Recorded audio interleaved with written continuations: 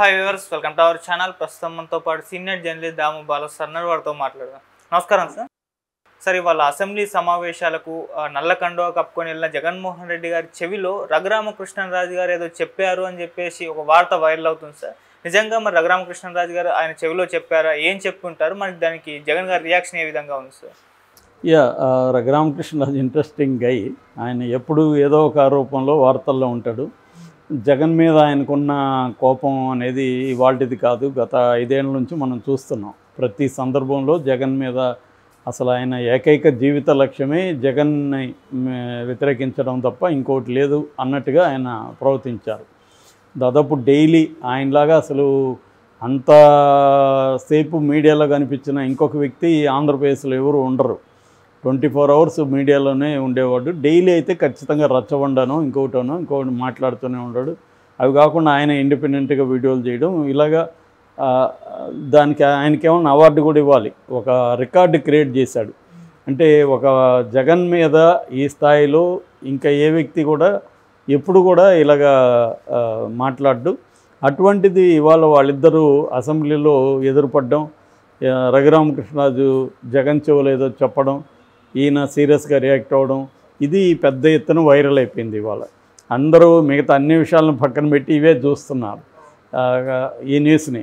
అయితే దానికి సంబంధించిన విజువల్ అయితే లేదు, కానీ అక్కడ జరిగింది చెప్తున్నారు. అసెంబ్లీ ప్రారంభానికి ముందు అసెంబ్లీ లోపల జగన్ రఘురామకృష్ణరాజు ఎదురుపడ్డారని చెప్తున్నారు. ఎదురుపడ్డా జగన్ రఘురామకృష్ణరాజు కావాలని వెళ్ళాడా అనేది కూడా డౌట్గానే ఉంది. ఎందుకంటే ఆయన కావాలని వెళ్ళి ఉంటాడు. మననే జగన్ మీద కేసు పెట్టాడు. తనని హింసించమని, టార్చర్ చేయమని జగన్ చెప్తేనే సిఐడి వాళ్ళు తనని తీసుకెళ్ళి టార్చర్ చేశారు. అందుకని అంత వేగంగా కదిలారు, నన్ను తీసుకెళ్ళి టార్చర్ చేశారు. అవన్నీ కూడా జగన్ వీడియో కాల్లో వింటూ ఎంజాయ్ చేశాడు. ఇవన్నీ ఆయన అంతకుముందు చెప్పాడు, ఇప్పుడు చెప్పాడు. సో అప్పుడేమో నేను కళ్ళకు గంతలు కట్టేశారు, ఎవరు కొడుతున్నారు అనేది నేను చూడలేదన్నాడు. ఇప్పుడేమో ఎవరెవరు కొట్టారు పేర్లతో కూడా చెప్పాడు. సో దాని మీద కేసు ముందుకెళ్ళలేదని కూడా నిన్న గుంటూరు ఎస్పీని కూడా కలిసి రఘురామకృష్ణరాజు ముందుకు తీసుకెళ్ళమని చెప్తున్నాడు. ఈ కాంటెక్స్లో రఘురామకృష్ణరాజు కావాలనే జగన్ దగ్గరికి వెళ్ళి అతని చెవులో ఏదో చెప్పాడు. కొన్ని నిమిషాల పాటు వాళ్ళిద్దరి మధ్య ఏదో చర్చ జరిగింది. దాని తర్వాత సీరియస్గా రియాక్ట్ అయ్యాడు జగన్ అని అంటున్నారు. మిగతా వివరాలు బయటికి రావాలి. మేబీ నాకు తెలిసి రఘురామకృష్ణరాజు మామూలుగా చాలామంది లేడీస్ గురించి చెప్తుంటారు. అందరూ మగవాళ్ళు ఒక చెవులో విని ఒక చెవులో వదిలేస్తే వీళ్ళు 2 చెవులతో విని నోటి ద్వారా వదులుతారని, అంటే వేరే వాళ్ళకి చెప్పేస్తారని. అలాగే రఘురామకృష్ణరాజు నోట్లో కానీ కడుపులో కానీ ఏది దాగదు, ఆయన చెప్పేస్తారు. ఆయన వచ్చి ఆయన ఏం గుసగుసలాడాడో కూడా చెప్తాడు. ఖచ్చితంగా ఆయన ఒక రకంగా బెదిరించి ఉండొచ్చు. నేను అంత చూస్తాను, నిన్ను నాకు ఎలా జరిగిందో నీకు కూడా అలాగే జరుగుతుంది, అట్లాంటిది ఏదైనా చెప్పే ఉండే అవకాశమే ఉంది. లేదంటే ఆయనేమి జగన్తో పోయి ఫ్రెండ్లీగా మాట్లాడే వ్యక్తి కాదు కదా. ఖచ్చితంగా లేదంటే జగన్ అంత సీరియస్గా ఎందుకు రియాక్ట్ అయ్యాడు అంటే జగన్కి వ్యతిరేకంగా అతను ఏదో గట్టిగానే చెప్పాడు. దాంతో జగన్ కోపం వచ్చింది, సీరియస్గా రియాక్ట్ అయ్యాడు అనేది మనకి అర్థమవుతుంది. ఎందుకంటే చరిత్ర చూసినా కూడా రఘురామకృష్ణరాజుకి నెంబర్ 1 ఎనిమి ఎవరు జీవితంలో అంటే జగనే. మరి దానికి కారణం ఏందనేది ఎవరికి తెలియదు. దీనికి ఒక వెర్షన్ ఏంటంటే జగన్ కొన్ని కోరికలు కోరాడు, నెరవేర్చలేదు, అందుకే జగన్ మీద కక్ష కట్టాడు. ఇప్పుడు చంద్రబాబు మీద కూడా అదే జరగబోతుంది. ఆల్రెడీ చంద్రబాబు తనకి స్పీకర్ ఇస్తాడు, నేనే కాబోయే స్పీకర్ అని అనౌన్స్ చేశాడు. అది జరగలేదు. దాని తర్వాత మంత్రి పదవులు ఖచ్చితంగా కోటాలో ఇస్తారు, క్షత్రియ కోటాలో అయినా ఇస్తారు. క్షత్రియులు 5-6 మంది ఎమ్మెల్యేలకు గెలిచారు కాబట్టి ఆ కోటా కింద ఒకరికి ఇవ్వడం పెద్ద విషయం కాదు కాబట్టి ఇస్తాడు అని అది కూడా అనుకున్నారు. కానీ అది కూడా ఇవ్వలేదు. ఏ రకమైన పదవి ఆయనకి ఇవ్వలేదు, ఉండి ఎమ్మెల్యే మాత్రమే. దీంతో చంద్రబాబు మీద కూడా ఆయన నెగిటివ్గా మాట్లాడడం మొదలుపెట్టాడు. వాళ్ళ మీడియాలోనే ఆయన చంద్రబాబు మీద కూడా నెగిటివ్గా మాట్లాడాడు. చంద్రబాబుకి నచ్చిన కులాలు కొన్ని ఉంటాయి, భయపడే కులాలు కొన్ని ఉంటాయి. ఈ భయపడే కులాలకే ఆయన పదవులు ఇస్తాడు, నచ్చని కులాలకి ఇవ్వడు అనేది కూడా ఆయన మాట్లాడాడు. నచ్చని కులాల్లో బ్రాహ్మిన్స్, క్షత్రియులు ఇలాంటి వాళ్ళు ఉంటారు. భయపడే కులాలు కమ్మ, మిగతా కులాలు భయపడే కులాలు అన్నట్టుగా ఆయన వ్యాఖ్యానించాడు అనేది బయటకు వచ్చింది. ఏదేమైనా దానికి కారణం ఏంటంటే ఆయన పదవి ఇవ్వకపోవడం. సో తను కోరుకున్నది ఇవ్వకపోతే ఏ గవర్నమెంట్లో అయినా ఇలాగ బిహేవ్ చేస్తాడు. గతంలో వీళ్ళు ప్రోత్సహించారు, ఇప్పుడు ఆయన వీళ్ళ మీదకే వస్తున్నాడు అనేది మాట్లాడుతున్నారు. అందుకని ఆయన ఇచ్చిన కంప్లైంట్ కూడా పోలీసులు సీరియస్గా తీసుకోలేదంటున్నారు. మరి ఈయన నాకు తెలిసి ఆయన ప్రతిదానికి కోర్టుకు వెళ్తారు. దీని మీద కూడా ఆయన కోర్టుకు వెళ్ళే అవకాశం ఉంది. కానీ ఇది ఎప్పుడూ 3 ఏళ్లకు ముందు జరిగింది. దీన్ని ఇప్పుడు పోలీసులు ఎలాగా నిర్ధారిస్తారు? ఈయన చెప్పిన దానికి ఆధారాలు ఏమున్నాయి, ఈయన ఏమి ఇచ్చాడు ఆధారాలు అనేది ఇంపార్టెంట్. కొట్టారని చెప్తున్నారు, కొట్టారంటే దానికి ప్రూఫ్ ఏముంటుంది? అప్పుడైనా కనీసం డాక్టర్ల దగ్గరికి తీసుకెళ్లారు. ఆయన్ని కొట్టినట్టుగా సర్టిఫికేట్ ఇవ్వలేదు. ప్రభావత్ అని అక్కడ సూపరింటెండెంట్ గవర్నమెంట్ హాస్పిటల్ గుంటూరు, ఆమె మీద కూడా కేసు పెట్టాడు.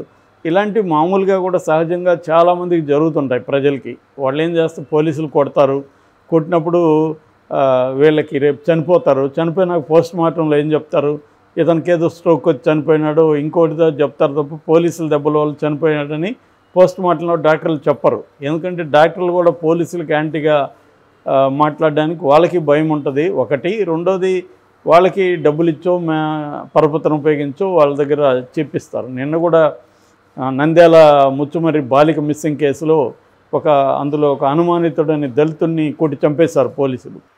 దాని మీద ఏమీ జరగలేదు, ఏమి జరగదు కూడా.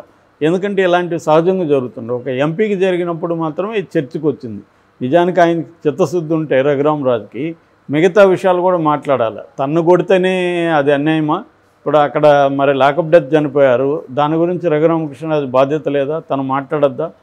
సో అవి కూడా మాట్లాడినప్పుడే ఆయనకు బాధ్యతాయుతమైన ఎమ్మెల్యే అవుతారు తప్ప తనకి జరిగిన అన్యాయం మాత్రమే మాట్లాడితే లాభం లేదు. అది ఖచ్చితంగా మాట్లాడాలి. తనను కొట్టుంటో కూడా ఆయన పోరాటం చేయాలి, దాన్ని మనం అప్రిషియేట్ చేయాలి. ఒక ఎంపీగా ఉండి నన్నే కొట్టారంటే సాధారణ పరిస్థితులు అని మాట్లాడడం కరెక్టు. కానీ ఇదే ప్రభుత్వంలో జరుగుతుంటే పోలీసుల జులుములు దాన్ని వ్యతిరేకించట్లేదు ఆయన. అక్కడే ఆయన డ్యూయల్ నేచరు అర్థమవుతుంది. అంటే తనకు జరిగితేనే మాత్రం మాట్లాడతాను, నేను ప్రజలకు జరిగితే మాట్లాడను అన్న ఇది క్లియర్గా కనబడుతుంది. ఈ కాంటెక్స్ట్లో జగన్ చెవులో ఆయన ఏం చెప్పాడు అనేది ఇప్పుడు పెద్ద చర్చ.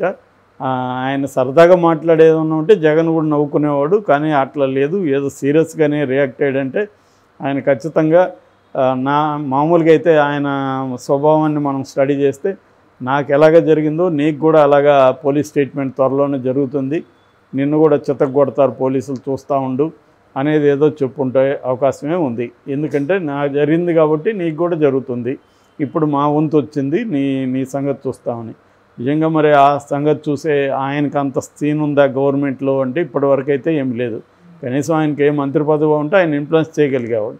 ఈ ప్రభుత్వాన్ని ఇన్ఫ్లుయెన్స్ చేసే పరిస్థితి రఘురామకృష్ణరాజుకి అయితే ఇప్పటివరకు ఉన్నట్టుగా కనిపించట్లేదు. చంద్రబాబు ఏంటంటే ఆయన మహాముదురు, మనకు తెలుసు, ఆయన ఎవరిని ఎలా డీల్ చేయాలో తెలుసు.